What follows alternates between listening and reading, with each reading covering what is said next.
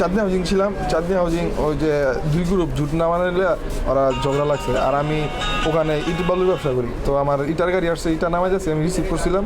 তো ওইখানে গলির ভিতরেই ওরা ঝামেলা করে ঢুকে যাওয়ার পর মোহাম্মদ আলী, ভাতিজা অবি, মশিউর রহমান রনির আর ওর কিছু সাথে লোকজন আরিফ, ওরা আমার করছে বুকের ভিতরে গুলি করছে আর আমার রামদাদা কোবাইছে মাথার ভিতরে।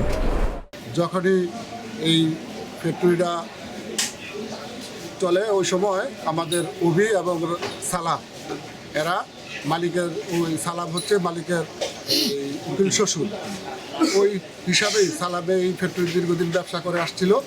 পাশাপাশি সালাম এইভাবেই মালগুলি নিয়ে যাচ্ছে, কোনো বাধা বিঘ্ন ছিল না, ব্যবসায়িক কাজে কোনো সমস্যা হয় নাই।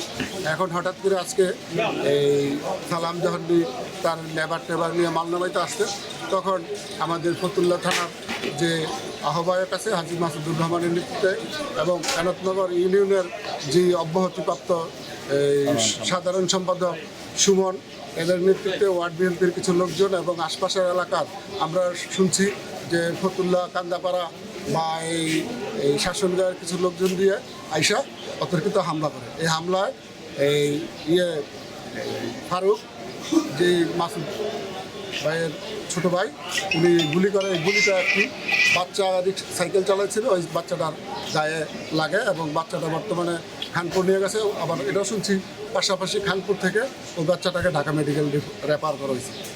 আর বিগত সময় এখানে কোনো ঝামেলা ছিল না, কোনো সুন্দরভাবেই চলে আসছিল, যার যার ব্যবসা সে করতেছে, কোনো আপত্তি ছিল না। হঠাৎ করে আজকে যখন আমাদের এই অভি বা সালাম বললো ভাই একটু আসো দেখা করবা বিষয়টা, আসলে এই আমরা তো দীর্ঘদিন ধরে, তখন এই আমরা আইসা দেখলাম উপস্থিত ক্ষেত্রে যখন আপনাদের প্রশাসন আসলো, রফিক ভাই আসলো, রফিক ভাই বললো যে ভাই আপনারা যখন আসছেন আপনার লোকজনগুলি আমরা আমাদের যেসব লেবার বা যারা কাজ লোকজন ছিল এদেরকে আমরা পিছনে নিয়ে যাই। পাশাপাশি ওখানে লোকগুলিরে কন্ট্রোল করতে না পারে পরে এই দুই পক্ষে এই আমাদের ছেলেপেলের তো কিছু ছিল না হাতে, ওরা এটা টুকরা নিয়ে ঢিলাঢিলি হয় দুই পক্ষে।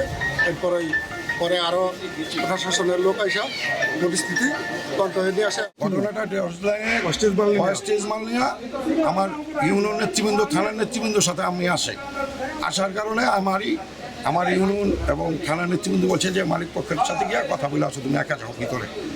আমি ভিতরে ঢুকতে চাইলাম কেন, এটাই আমার সবচেয়ে বড় অপরাধ। এই অপরাধের কারণে ওরা গুলি করছে মশিউর রহমান রনির লোকজন, মানে প্রচণ্ড রকম গোলাগুলি। আমরা একবারে নিরস্ত্রধারী ছিলাম, আমাদের কোনো রকম কোনো প্রিপারেশন ছিল না। আমরা মারামারি করার জন্য আসি নাই, যে একটা সমঝোতা করার জন্য আসছি। তো আমাদের উপরে এইভাবে আক্রমণ করছে। আমার ছেলে এখন গুলিবিদ্ধ এবং মাথায় খুব দিচ্ছে।